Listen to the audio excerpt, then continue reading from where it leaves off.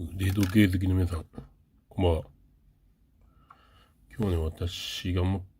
ている機械式腕時計のオーバーホール結果ですね。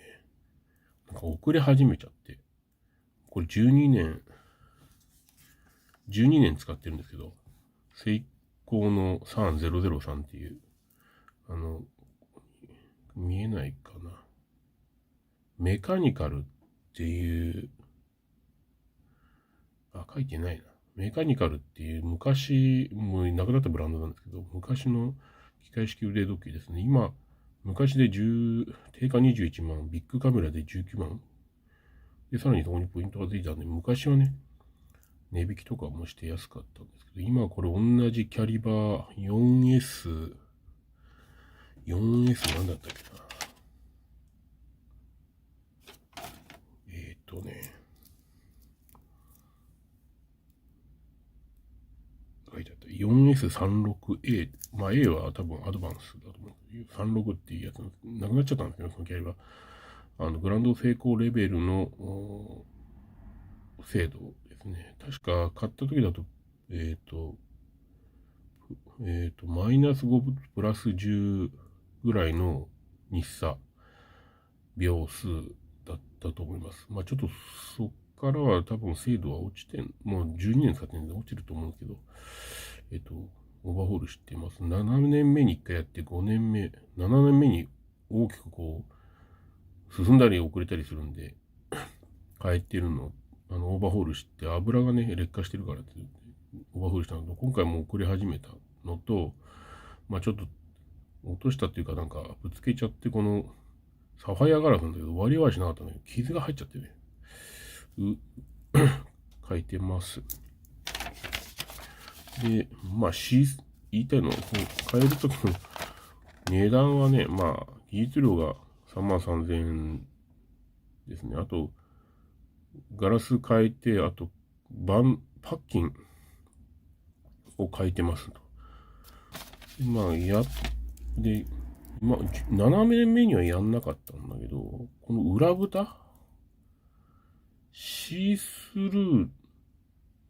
だとこの裏蓋ステンレスの周りの枠に裏蓋シースルーのこのパッキンを介してサファイアガラスってなってるんだけど、このパッキンがどうも傷んでる。目では交換しなかったんだけど、パッキンがどうも傷んでたみたい。傷んでるとは言われなかったんだけど、ちょっと風呂とかちょっと好きでね、温泉とか行った時に入っちゃったらなんか、中が湿気が入ったのか、錆び始めちゃってる。ちっちゃいですね。ちっちゃい錆びとかなんかカビっぽいのが出てきちゃって、この大きいゼンマイ、歯車とか、この振り子にね。これおかしいっていうことで、オーバーホール出していますと。で、7面目はそうだったんだけど、言わないと変えてくんないんですね。これ最近シースルーデザインでこの、シースルータイプが多いんだけど、このパッキンが傷むんで、これはオーバーホールしたら必ず変えてくださいって依頼した方がいいと思います。7面目、見た目は傷んでなかったんだけど、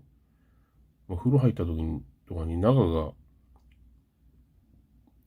こう、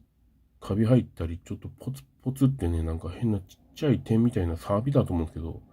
出るってことはどっか防水が切れてるってことなんで、まあ、考えられるのはここのリューズのパッキンか、まあ、後ろのこのパッキンかっていうところなんですけど、あとなんかこの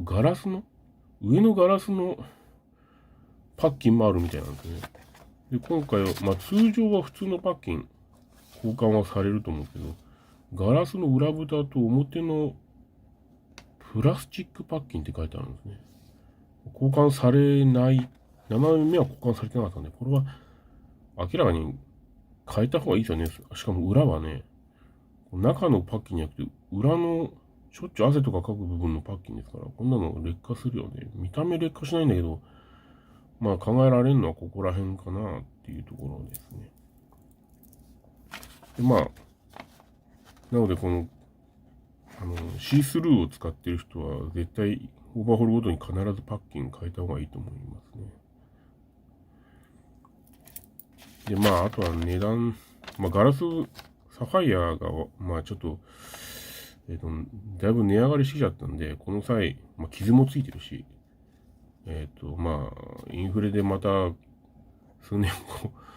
割れちゃって値上がりしたって言うと嫌なんで、もうこの際変えちゃいました。長く使いたいんでね。あとはオーバーホール代金3万3000円ってことで、これ5年前はもう2万円弱、2万円しなかったかな。やっていただいた気がするんですけど、50% 値上がり。ここ2、3年で特にね、値上がりしてる、この時計自体もそうですけど、オーバーホール料金 50% 近く値上がりしてますね。グランドセイコーなんて言ったっては、5万円しますからね、オーバーホール料金。グランドセイコーはここら辺のベゼルの部分とか、ザラツ研磨とか全部やってくれるらしいんですけど、これやってくれないんですけど、それでも5万円、プラスオプションでかかるってことでグランドセイコーと